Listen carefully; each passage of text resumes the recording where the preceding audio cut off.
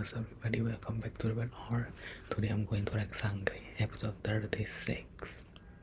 Let's go. Hindi namin tumutugdali ng panahon sa wakas. Ito'y paikot-ikot rin. Gaya ng mga alaala na naglalaho. Ngunit maaaring balik-balikan. Bago maganap ang pananakop ni Mitena, bago mga matay ang lahat ng mga engkantadong mahalaga sa akin, ay may hiningi ng alay na nakita ni Cassiopeia sa kanyang mga mata.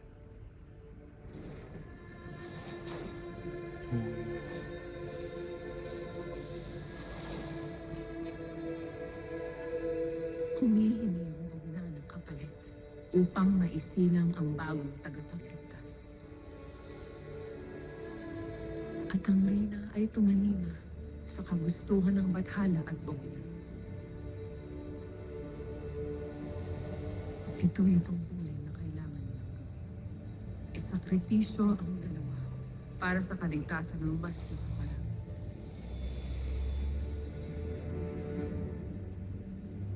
Ada, sasama na lamang po ko sa inyo mamaya. Tutulungan ko po kayo kumuha ng ginto sa bundok. Anak, maiwan ka na lamang dito. Samahan mo na lamang muna ang iyong ama. Hindi naman ako magtatagal doon. At babalik din ako agad. Sige po, Ada. Ada, pagbalik mo ay maaari po bang mamasya na lamang po tayo? Nais ko po kasing bumalik sa mall ng mga tao. Tunay na aliw po talaga ako sa kanilang mga mall. At sa kanilang mga sinihan. Ada, maaari po bang manood po tayo ng sine? Oo na. Sige na, anak. Pagbalik ko'y pupunta tayo doon sa mall. At manonood tayo ng sine, ha? Para makapawi naman ako sa'yo. Pero di Ada.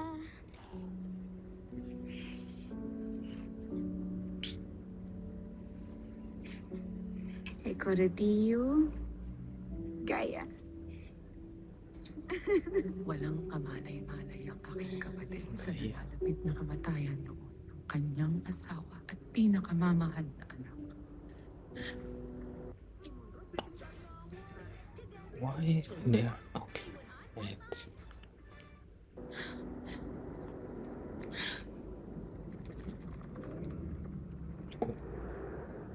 Mahal na Emre, may nais akong idulog sa inyo.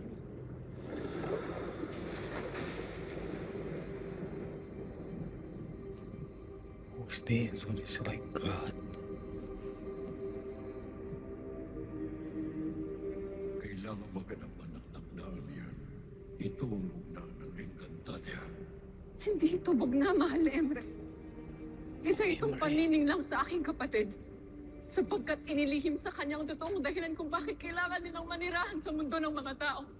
At isa rin itong pagtataksil kay Akil na matagal nang naglingkod sa Encantadia. Ito ba ang gantimpala ng kanyang katapatan? Mahal na Emre, nagmamakaawa ko sa inyo. Sa inyo, na sinasamba ng lahat ng tapat na Encantado.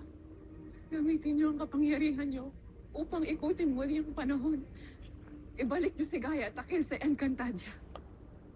Reyna ng Delayo, kung hindi mamamatay si Akil, hindi makikilala ni Danaya ang mortal na si Teo.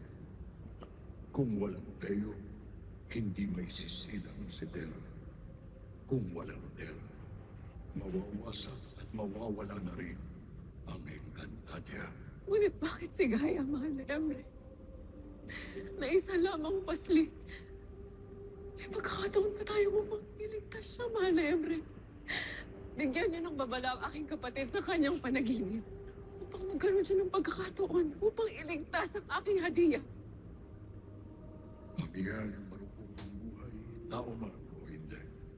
Ang daigdig ay hindi rin laging makatarungan. Mamamatay si Gaia dahil hindi laging sapat ang pag-ibig para magligtas ng buhay. Ang kaibahan lamang ay saysay ang kanyang kamatayan. Ano ang saysay nito, mahal na Emre? Ang pagkamatay ng anak ay bangungot ng bawat ina. Ngunit mula sa bangungot na yun, matututo si Danaya ng habang. Matagal nang makapaging ng aking kapatid. Ano nga bang kailangan niyang matutunan? Paumanhin, mahal na Emre. Ngunit hindi na kailangan ni Danaya ang aral na ito. Ito'y aral din para sa lahat ng mga nabubuhay at gaya ng hindi. Lalo't nakatanda na ang pananakot ni Metena. Kung ganun, si Metena na lamang ang masakin niyo. Why she think like that? I mean, Nagundungin man ng apoy at kitlat ang kanyang itre. Kung kaya niyong isakripisyo ang aking mga kadugo para sa balansing sinasabi niyo, bakit hindi na lang si Metena? Ang inyong mga ninuno ang humubog sa kanyang galit, Amihan. Itinanim ni Mehmet ang mga tinik na sumugat sa puso ni Metena. yes. Ngayon, hinihiling mong sunugin ko ang hindi na tiniligan ng sarili ninyong dugo. That's it. Isa po ba itong parusa sa mga kasalanan ng aming nunong mga engkantado na si Memen at Ordia? Hindi parusa kundi ang bunga. Ito ang unang aral sa kabanalan ng Amihan. Kahit ang nag-iisa at pinakamakapangyarihang Diyos at maging mga bathala dito sa lupa, ay hindi rin kayang bawiin ang magiging bunga sa bawat pasya ng mga nilalang. Kahanga-hanga karulpan. Hindi niyo pala kayang pigilan ang kalupitan ng inyong mga nilalang. Hindi kalupitan kundi kalayaan. Wala kaming laban sa kalayaang pinagkaloob sa lahat. Maging si Metena ay may aral na kinakailangang matutunan. Yan ang ikalawang turo sa kapanalan. Ang pagpapahalaga sa napakabigat na karapatan ng lahat ng mga nilalang sa kanilang kasarilan. Ano pa ang magaganap sa sandaling magtagumpay si Metena? Hindi lamang sina Akil at Gaya ang mag-aalay ng buhay. Kaya ihanda mo ang iyong puso, Amihan. Hindi pa tapos ang mga panagoy at pagdurusa. Naganap na ang itinakda. Namatay sina Akil at Gaya sa kamay ng mga tao.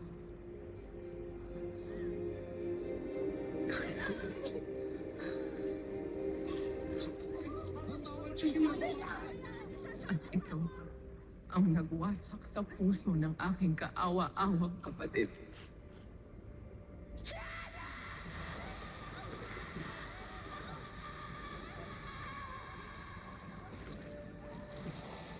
Nasusumbong sa akin. Lalo na't ang pagdating ng iftri ng mga nangyayari. Ang siya na yatang pinakamalungkot na pangyayari sa Devas. Ado, nasan tayo? Bakit ang lamig dito? Narito na kayo sa Devas, Gaya. Kapwa na kayong namayapan ng iyong ama. Ado, totoo ba to? Natatakot ako, Ado. Mahal na Emre! Emre! Mahal na Emre, anong bathala? Emre, naririnig mo ba ako? Mahalaga pa ba sa'yo ang mga gaya kong namayapan na walang dahilan?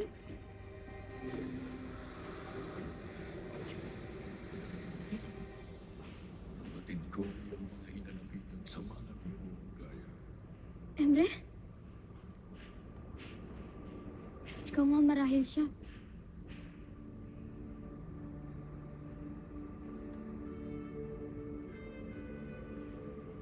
Tumindig ka, anak.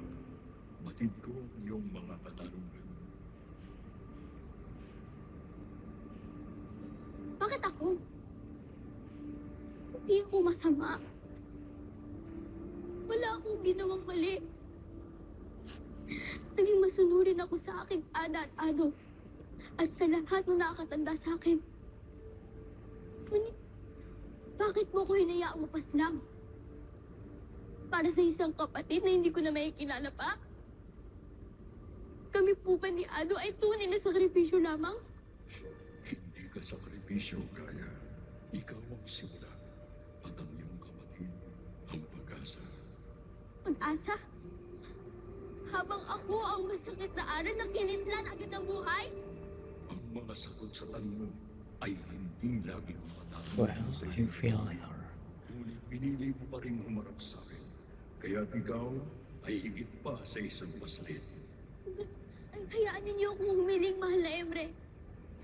Ibalik mo ako sa aking buhay. Hayaan mong hintay na salubungin ko sa Encantadia ang pagbabalik ng aking ada at kapatid. Tutulungan ko sila. Sasagipin namin ng Encantadia sa anumang panganib at sino man nagbabanta sa kanya.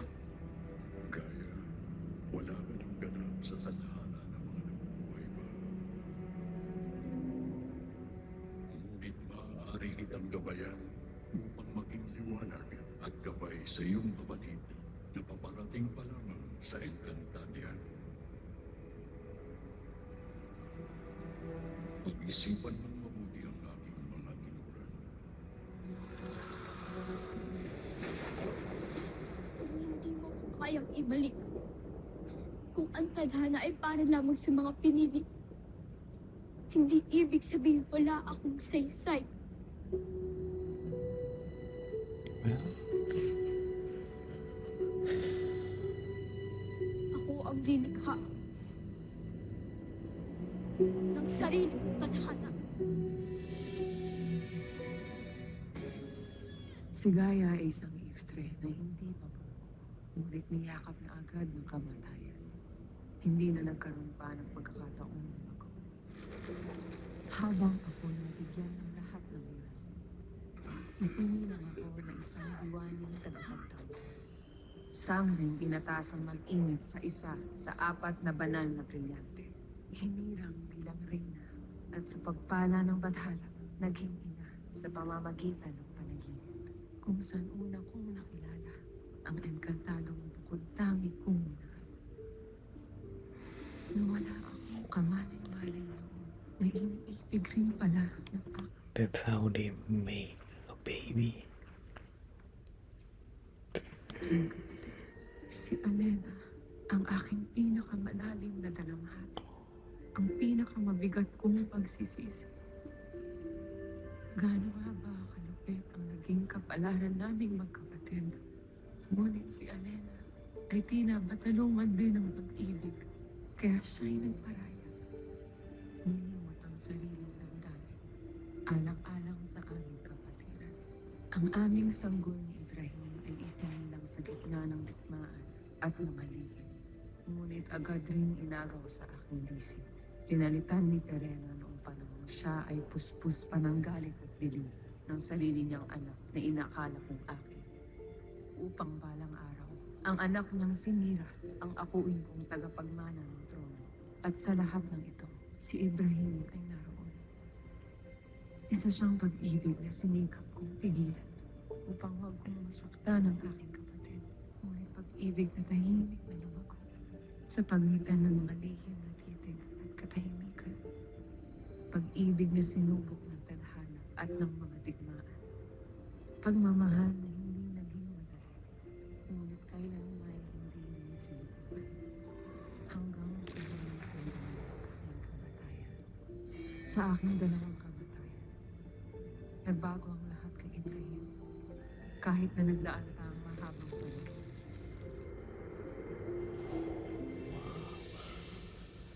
To drama.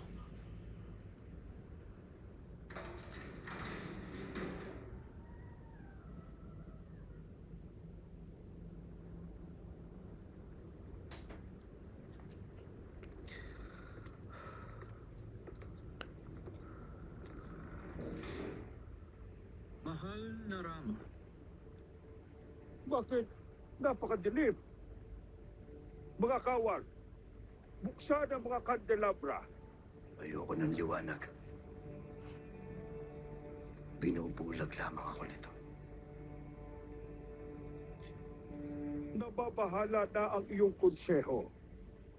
Lumipas na ang maraming panahon. Ngunit wala ka pa rin tagapagmana. Tungkulin mong bigyan ng bagong usbong ang Sapiro. Meron na akong anak! Siya ay binigay sa akin ni Amiya. Bilang isang alaala. Subalit si Dira ay isinilang para sa Lireo.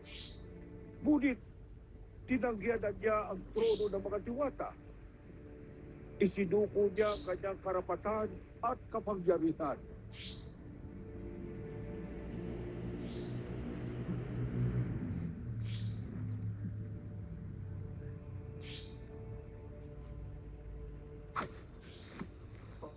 Ang prutas na ito ay maasim.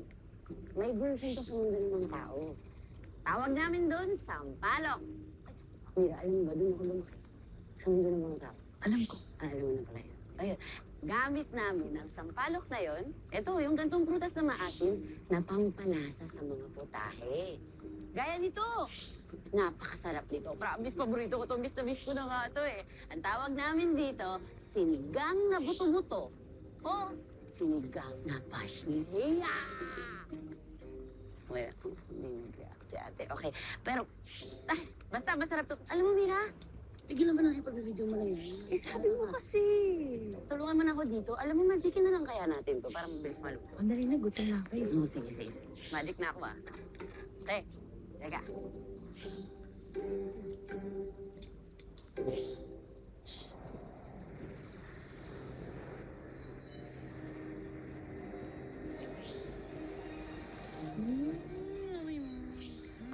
Bango. Ay, ayan na. O, di ba? Ang bilis maluto. Okay na to. Let's eat. Akin na, kain na tayo. Let's eat. Let's eat. Let's eat? Ano yun? Salitang English yun. English sa mundo ng mga tao. Ano yun? It's like a language. Marami yun. Iba-ibang klase sa mundo ng... Gutom na kayo, di ba? Kain na lang tayo. Ibig sabihin kasi nun, kain na po. Kain na tayo. Sige na. Kain na. Masarap to, promise. Maraming salamat na habaging Emre. Ba't ka nagpapasalamat kay Emre? Dapat sa Diyos ka nagpapasalamat. Alam mo ba, mas makapangyarihan yung Diyos na kilala ko kay Emre. Ano yun? Yung Diyos na kilala ko, dun sa mundo ng mga tao ko yung nakilala eh. Diyos ng mga Kristiyano yun. At hindi. Nag-iisang kataas-taasan at nag-iisang Diyos. Yung Emre yung kilala mo, walang balayan. Pauman yung Diwan. Ngunit bawi mo ang karapastangan kay Emre. Kung gusto mong pumabuhay dito sa aming lupain. Lira. Poltre sa sinabi ni Lira. Ginanaas ka, no? Hindi hangarin ni Lira na alipustahin si Emre. Poltre. Farka. Hindi mo na kailangan sabihin sa kanila yun eh. Mamaya tayo pa yung mag-isang She's telling the Ano truth. yung sinasabi ko, Mira? Alam mo ba? Hindi naman ako nagsisinungaling. Alam ko. Pero hindi ito yung tamang panahon at lugar. Peace at pakikipagkaibigan ang hangad namin. Kaya, kumain na lang tayo, no? Para masaya tayo. Wala nang issue-issue. Okay? Oh, sa'yo yung pinakamalaki. Promise, masarap to. Oh, sa'yo yung buto na to, oh. Busin mo to, ha? O, dito. Gustuhan niyo ba? Oo. Oh, kain na. Ikaw, masarap yan. Ayan. Gusto niyo pa? Akin na. Gusto mo isa pa? Ana? Meron pa. Mira, gusto mo? Sige lang. Kasi, bakit? Ulayo mo na sila. Ikaw na, huwag kang pigon. Okay na, wala nang galit. Everybody happy. Ay, sa'yo. Okay. Ikaw, gusto mo?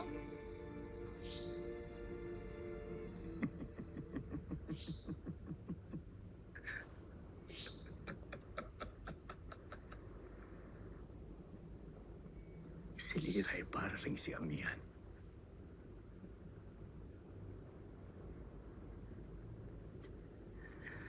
Wala silang pinag-iba ng kanyang ina. Hindi sila kailanman mahahawakan. Meron silang sariling paghawi ng kanilang landas. Hindi natin kailangan ang diwaning umahawi sa sariling daan, kundi isang tagapagmana na tapat na susunod sa kanyang tungkulin. Kailangan ng sapirong anak na kikilalanin ito. Graham, yan ang iyong pamanang iiwan sa lahat ng iyong nasasakupan. Binawi sa akin ng batalang aking kaligayahan. Kung payatayaan natin siya, ang pumili kung sino ang babaeng magdadala ng pag-asa para sa Sapiro. Well, I volunteer.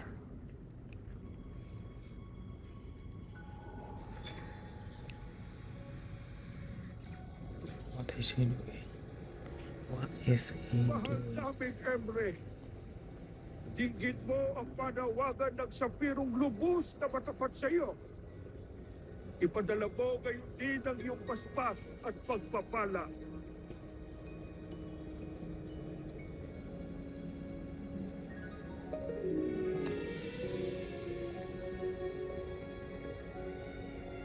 Hayaan ang retre na yan ang maghanap ng babaeng itlaklang maging asawa at ina ng hari at tagapagmana ng Sapiro. I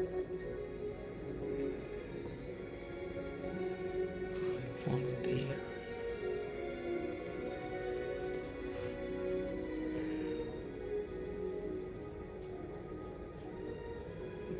Ang diwatang tingnan ng Impic. Ang dalawang engkantadong pinakamamahal ko. Naging isang muli. At mula sa kanila ay umusbong muli ang pag-asa. Isa siyang diwaning taglay ang yumi at puso ng kanyang ina. At ang kagitingan at tapang ng ama. Nang isinilang si Armea, nilisan ni Alena ang trono ng Nereo.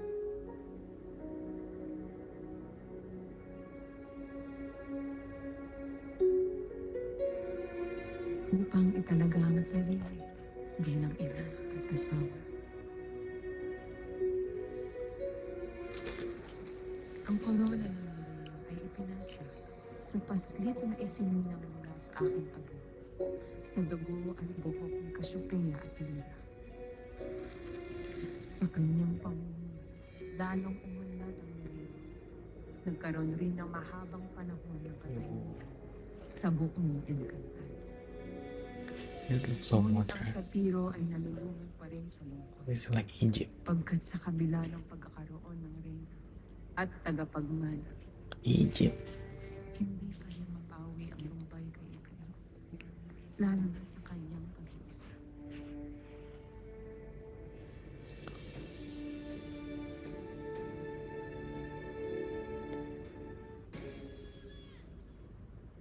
Sumusuko na po. Pagod na ako magpanggap na maging masaya. Lalo pat wala na dito ang tunay kong ligaya.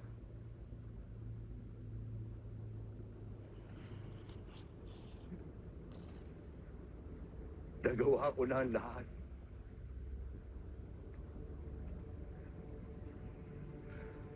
Lumaban ako ng mabuting pakikipaglaban. Namuno ako ng aking kaharian.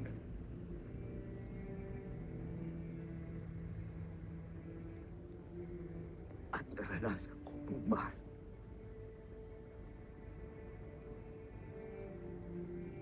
Ngunit naranasan ko rin mag-iwan. Ang aking mga anak. Si Lyra. Si Armea. At kaya ni Alena. Na tunay nagmahal sa akin.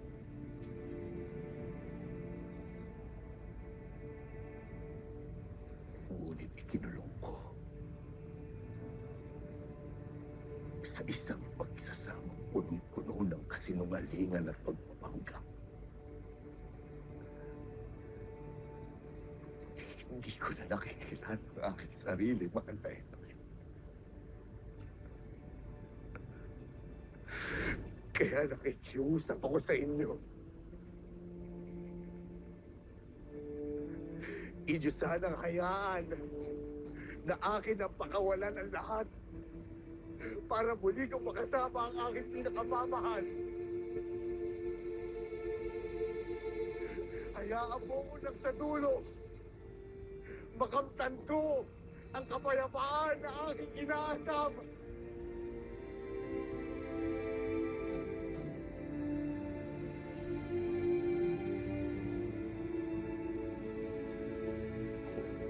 Yan. Handa na ako.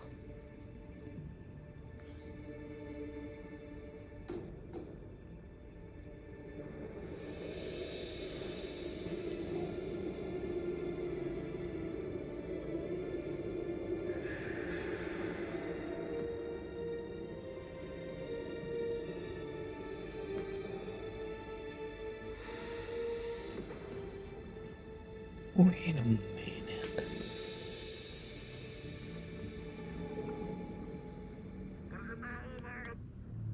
This is okay. I can wait. Oh my god, love the storyline. Listen, no me na. Bye bye.